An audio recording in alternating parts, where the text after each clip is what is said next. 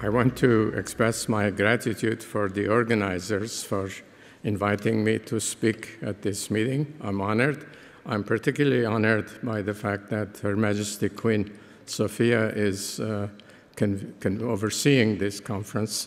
I'm particularly honored because she is one of the patrons for Alzheimer's disease, and for that I'm very grateful and acknowledge her contribution to the field. The main topic of my talk is really intended to change the thinking about Alzheimer's disease, because we're at a historic junction in Alzheimer's disease research. Although the disease was first described by Alois Alzheimer's in 1906, the modern era of biological studies began in 1961 in UK. It came at the Newcastle upon Tyne by a group started by Sir Martin Rode and the group that he put together. Their very first meeting, scientific meeting, was in 1961 in that period. So that's the beginning of Alzheimer's research. In the United States, we began developing the program in the 70s. In that period, Alzheimer's disease was not well known. The number of scientists were only a handful, and the total amount of money spent for research was minuscule. Family members did not have any support groups. There was very little interest in the scientific community or public policy makers in Alzheimer's. Today, the picture has changed. We have close to 5,000 scientists around the world who are interested in Alzheimer's. There have been several networks that have been organized, such as the one in Spain, that the group you have. Similarly, in UK, in Germany, there is a network. In France, it's being organized. Many countries have begun to develop national plans. The disease has received the attention of policymakers. OECD issued an analytical report in 2013, which I prepared. The UK Prime Minister, David Cameron, convened the G8 summit that dealt with dementia.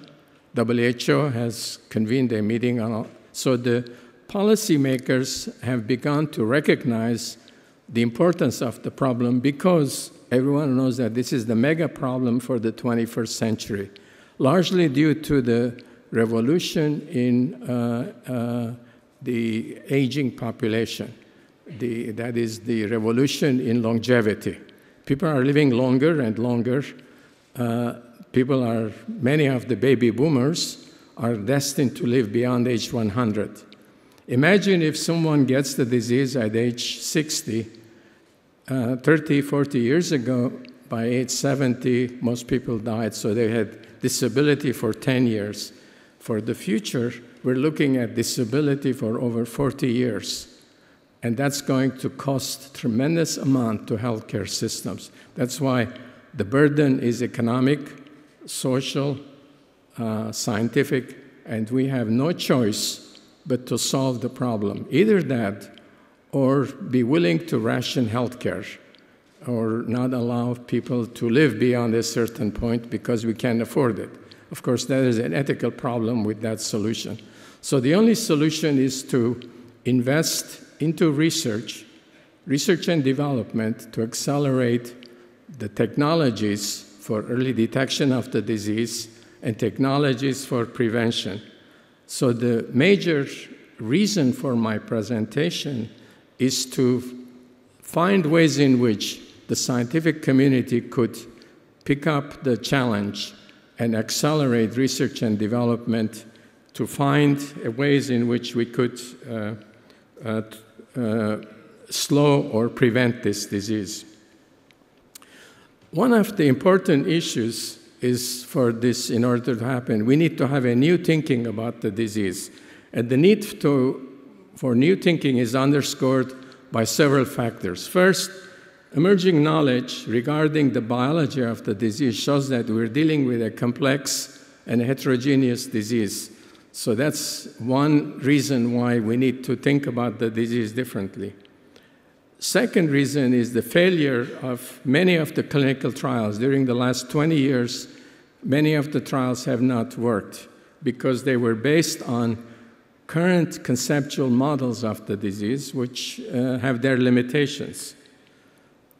Third reason is emerging knowledge regarding the biology of the disease requires a new paradigm for understanding the multiple interactions on a polygenic origin. The disease is not due to a single factor, but it's due to multiple factors. And we need to understand how these various etiologic factors interact along with many of the potential risk factors. During the last 10 or 15 years, we have identified several potential risk factors, including preventative, protective risk factors, such as education and so forth. So we need to understand how these interact in advancing the disease. Current treatments have not worked. They're not adequate. Right now, they work for about 2 years at the most. After that, the disease progresses and the patient is back to where they were. Therefore, the current treatments are not adequate for solving the large societal problem for the reasons that I mentioned, that the disease is going to last 30, 40 years of a patient. So we need to find ways in which we could ameliorate those conditions over that long course or prevent it from happening in the first place.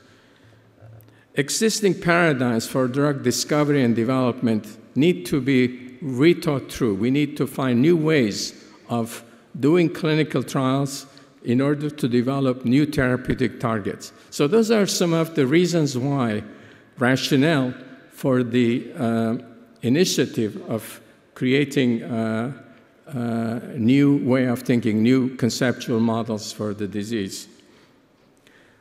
Current models have failed to provide effective therapeutic targets for complex disease like Alzheimer's. Alzheimer's is only one example of complex chronic brain disorders. Whatever I say applies to other chronic late-life disorders. Alzheimer's is the prototype for it, but the same applies for Parkinson's, Huntington's, and so on. We need to account for the causal relationships between not only the biological phenotypes, but also the clinical phenotypes. So far, most of our treatments have focused on addressing the biological phenotypes, but have not failed to account for the clinical phenotype. So we need to understand what is the relationship between those two. Presently, no single theory encompasses all of the known, well-documented facts about aging in Alzheimer's disease. During the last 40 years, we've learned quite a bit about the brain aging and Alzheimer's disease. However, a lot of our knowledge is fragmented. They're not connected, so we need to find ways in which to connect. Part of the reason for launching this initiative of new conceptual models is to stimulate new thinking about underlying neurobiology of complex brain disorders, such as Alzheimer's disease, dementia, neurodegenerative disorders. A second reason is to sort out the complexities of the condition, to redefine the neuropathologic entity along with complex correlates of dementia. So the specific aim of this initiative is, the way it's going to work is we have organized a work group. A work group consists of some of the world opinion leaders, including Professor Rosser, who is here, who have contributed to creating a format for the way in which we're going to solicit new conceptual models. The Alzheimer's and Dementia Journal of the Alzheimer's Association is going to devote a special section of the journal called Special Topics, devoted for considering prospective papers on new conceptual models. So I'll be describing for you the process by which that's going to take place. And we're going to invite the world scientific community to participate in rethinking through that process. So the specific aim of the specific special topic section is A, to create an inventory of ideas, facts, means, processes for comparing various theories, provide a knowledge management tool. We hope that eventually we'll be able to have all of the ideas, all of the pathways on a web-based program so that scientific community could start comparing different ideas from the amyloid hypothesis, tau hypothesis, inflammation, calcium hypothesis. What is the relationship? How the signaling pathways that account for each one of those are connected. So that would be a web-based tool to allow scientific community to compare and contrast. We hope to produce a common framework for considering different conceptual models, different ways of thinking about the disease. And eventually, we want to publish a comprehensive inventory of these different ideas. Shortly, I'll show you some examples of this. So the ideal feature for a unifying theory on dementia, mind you, right now, we do not have a unifying theory, so this is for the future. The ideal theory must account for both biological and clinical phenotypes. That is, you have to account for not only for the plaques and tangles, synapse loss, but also you need to account for how the cognitive changes occurs, depression, agitation, sleep loss. Those are the clinical features. What is the relationship between those two? Needs to be ironed out. Provide an explanation for a specificity of the neuronal system that's affected. The disease does not affect every part of the brain. It only affects certain structures, certain neurons. We need to understand why some parts of the brain are susceptible, why certain neurons are susceptible, and others are not. And that specificity needs to be accounted for. We need to account for all the major risk factors in the disease, whether it be genetic, head trauma, education. There's a large number that have been identified.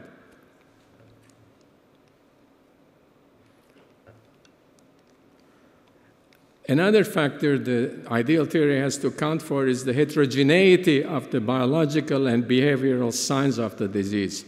The disease is not a single disease, but appears to be a syndrome of multiple types. There's enormous variety. We need to account for that variation.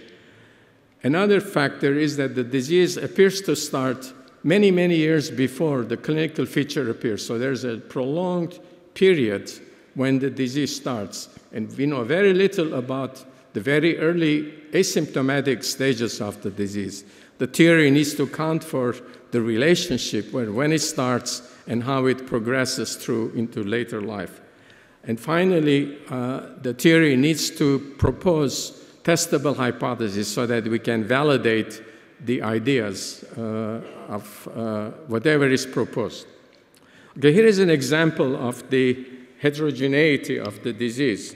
This is ability of the person to function. This is age, some arbitrary cutoff point for behavior. In some people in the population age quite well and they decline fairly late. Others cross this threshold point at various times. So we need to understand what causes that heterogeneity, why. We know some of it. We know that certain genetic variables account for this. It might be there are some lifestyle variability that accounts for.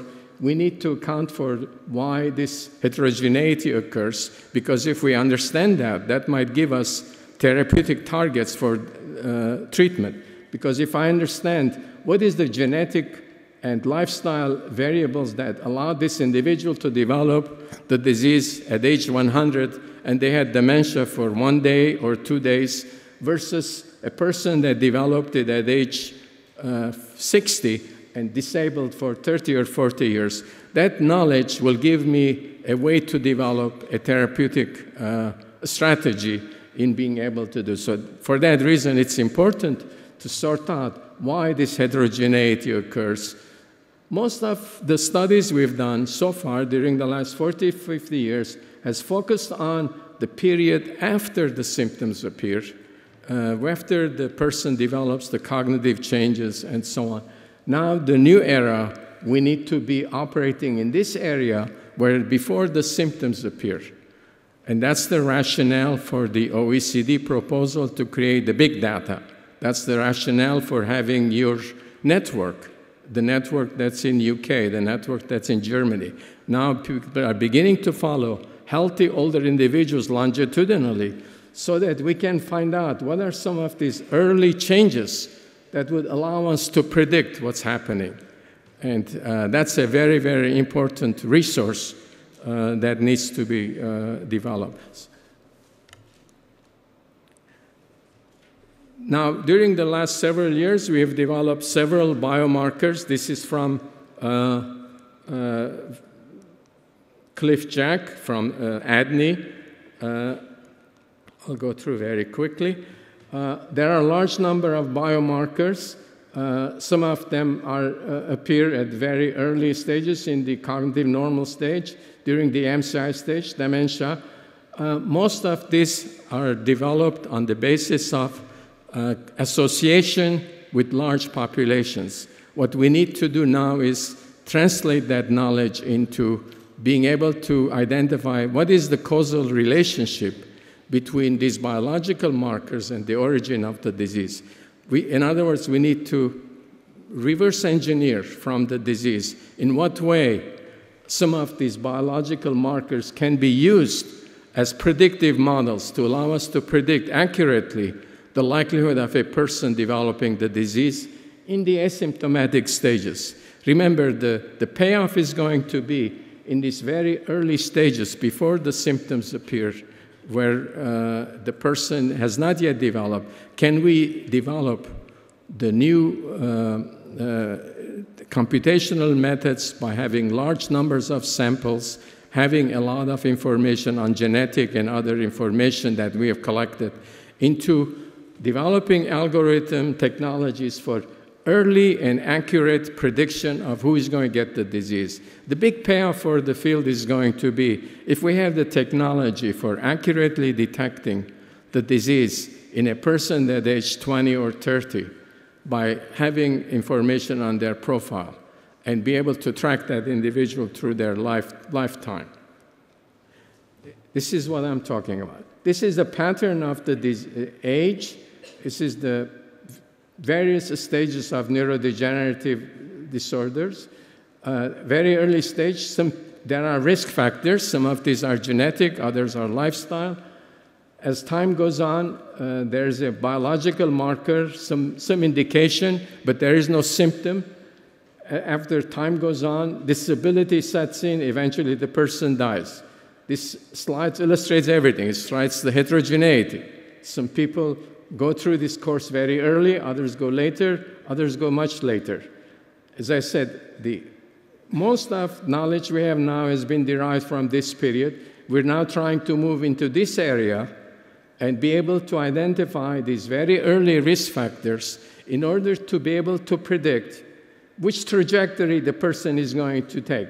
Is the person going to be a healthy individual, live to age 120 without any decrement, or they're going to take a very rapid course or a moderate course? More importantly, what can we do to change the course? That's going to be the payoff. That's going to be the challenge. So that's the scientific challenge. In order to do that, we need to be thinking about the disease differently than we have done in the past. And that's the rationale for the presentation today. The ultimate aim of the disease is this. This is a metaphor for what's called synaptic reserve. This is a healthy individual. The person that's healthy has a neuron that has thousands and thousands of connections, but for some reason, variety of reasons, gradually as the disease progresses, they lose these contact points, and gradually it's diminished to that. That's, as I said, it's a metaphor from developing neuron. I'm using it as reversing backwards into Alzheimer's. So Alzheimer's is gradually moving from a neuron that's very healthy, a lot of connections, into a point where it's not. And this really perhaps is the explanation for the clinical features we describe. Now, there are many reasons why a cell will lose neurons and synapses. It may lose it because of toxins. It may lose because of trauma. It may lose because of inflammation.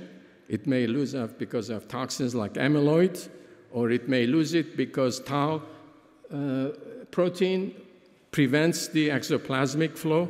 So there are a large number of ideas in the field of why this comes about. The problem is that none of these have really led to effective therapies, simply because the problem is a lot more complex than we've thought through. Here are some ideas, some of the ideas that have been around. Aging has been associated with the change that I described. Cholinergic factor was important, cytotoxicity, amyloid cascade, tau, my favorite, calcium hypothesis, inflammation, oxidative stress, and on and on. And here's some more. Genome-wide studies, epigenetic factors. So we have large number of ideas what causes the phenomena that I described, that is the loss of neurons, the loss of contacts. So in order for us to change our thinking, we have to introduce some new ideas. So one idea is a concept of complexity. I'll describe what I mean by that. The second idea is emergent behavior. And the third idea is systems theory. So I'm going to explain each one of these and then put it together into the framework for rethinking about the conceptual model of Alzheimer's. So let's first look at complexity. Very simple illustration of complexity. What I'm going to do is create a brain with 20 neurons. 1 to 20. This brain is going to have 20 neurons. If I have one neuron, and this brain is, all it's going to be required is to count. It's going to count from 1 to 1 million. That's his job. That's a very simple job, very simple brain. Now, if I have only one neuron, I can only count up to 1. I cannot count any higher. In order to count higher, I have to add another neuron. So I can count with 2 neurons, I can count up to 2. I keep adding neurons, and my ability to count increases. With 20 neurons, I can count to over 1 million. That gives me 1 million different combinations, okay? Now, look at the difference. Between 19 and 20, you have almost 500,000 complexity. That's an emergent complexity in the numerical system. The same thing happens in the, okay, here is again the same illustration. Between 19 and 20 neurons, there is not much difference in capacity to count. That's a very tremendous capacity. Now let's go look at the brain. This is the brain.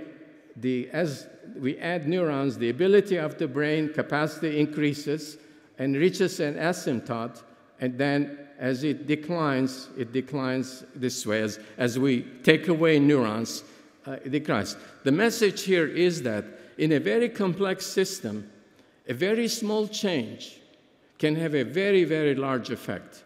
So in a fully developed brain, a very, very tiny change, we're going to have a huge effect. The resolution required is enormous. Look at the resolution.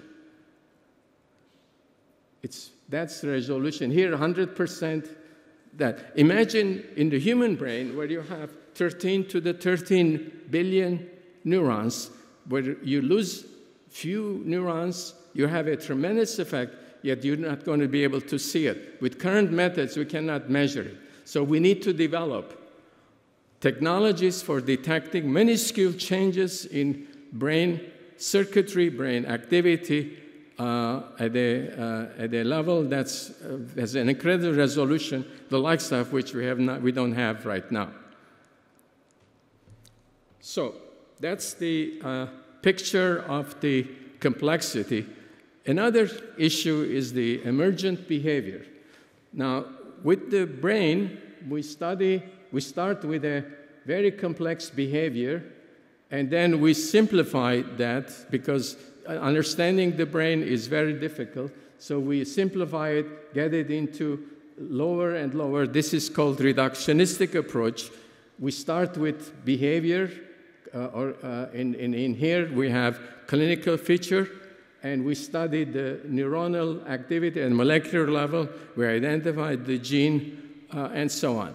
Now, this is very useful for understanding the mechanism of complex biological system. In developing therapy, we try to go in the other direction. We go from the rat to the human. We do our experiments in therapy development on the rat with the idea that what it works in the rat or the mice, it's going to work in the human. And lo and behold, it doesn't work, simply because the model is not adequate.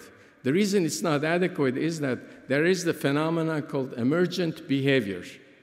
The clinical features we're dealing with in complex brain disorders are emergent behavior. They're nonlinear. You cannot translate from here to there in the reverse way, in a linear fashion. The organization has different levels of complexity, and we need to understand how do you move from one level to the other. Let me illustrate another way. I may know everything there is to know about the water molecule. I may know everything about the physics. I may know everything about the chemistry. But that knowledge does not allow me to predict tsunami. Tsunami is, after all, due to water molecules, right? The same way in genetics, I may be able to know everything there is to know about the genome, but that doesn't allow me to predict a treatment. We've known the gene for Huntington's for many years. It hasn't been translated into the treatment yet. I may know everything there is to know about the primary, secondary molecule of a protein, but it doesn't allow me to predict its folding characteristics or how it's going to interact with another protein, because that's an emergent characteristic of that system. So the concept of emergent characteristics is an important one, and we need to deal with it in developing the models that we have. And computational models, perhaps, is going to give us the ways to address that. Here is another way of saying what I was saying is we go from charged molecules to the complex behavior. This moving the therapy development from here to there has not worked because we don't understand the level of which the abstractions are organized at this level, how they translate into the next and next higher levels. We need to understand that transition points, and that's an important area of science that's not well developed.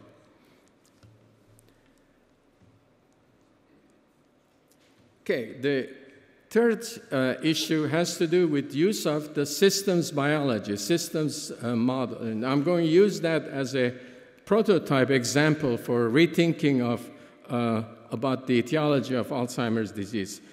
This concept is derived from systems theory, which requires for us to identify all the key etiologic components, and we have already done that. We have a large list of ideas that's involved. We need to understand sequence and interaction of these crucial variables. That we don't have it.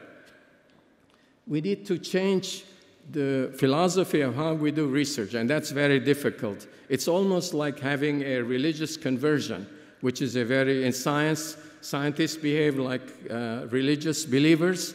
When they believe in a concept, it's very hard for them to change their ideas. So the mindset of how research is conducted in pharmaceutical company needs to change, and that's going to require a heavy lift. Then we need to develop multiple strategies for developing therapies. A single approach may not be a solution, so that in order for the system to be corrected, you need to interact in a complex way. A metaphor for explaining this again is to look at the problem like a car. A Ferrari is a very complex system. Solution for optimizing its performance for a Ferrari may not be sufficient to just change the engine or improve the engine. You can get optimal performance from the engine, but if that engine is not coupled properly with the transmission or doesn't have the right kind of steering or the body shape, airflow is not correct, you're not optimizing the performance of that complex system. So the solution will require solving all of those problems at the same time. This idea is used in engineering in solving problems like designing airplane wings, where you're looking at multiple factors, and the objective is to optimize the performance of that system. So what we're proposing here is in Alzheimer's, we have a systems failure. Neurons or set of neurons are failing, and they're failing for multiple reasons. And our job is to find out what are the key components that go into the operation, optimizing the operation of that system and improving that. And that requires different way of thinking, different way of approaching the problem. So dementia needs to be think about as a systems failure. And it's another important concept that it's not linear and unitary etiologic factor. That is, it's not caused by just amyloid. It's not just caused by cholinergic. That it's a combination of factors. There is a relationship between the cholinergic system and the metabolic dysfunction through the Krebs cycle. That's never been really studied. We know that if you deprive the neuron of glucose, you have a drastic effect on the nervous system. But cholinergic system gets selectively vulnerable because of that unique relationship. So in our modeling, we need to take that kind of knowledge and use the computer to see what would be the optimal relationship. So in developing cholinergic therapy, perhaps you have to combine it with metabolic stimulation. Just an example.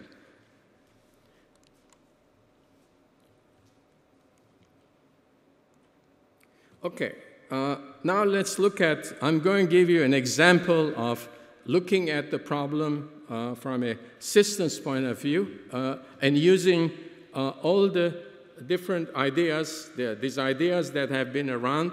I'm going to use them, simplify, to show how we can design a systems approach to formulate our thinking about Alzheimer's.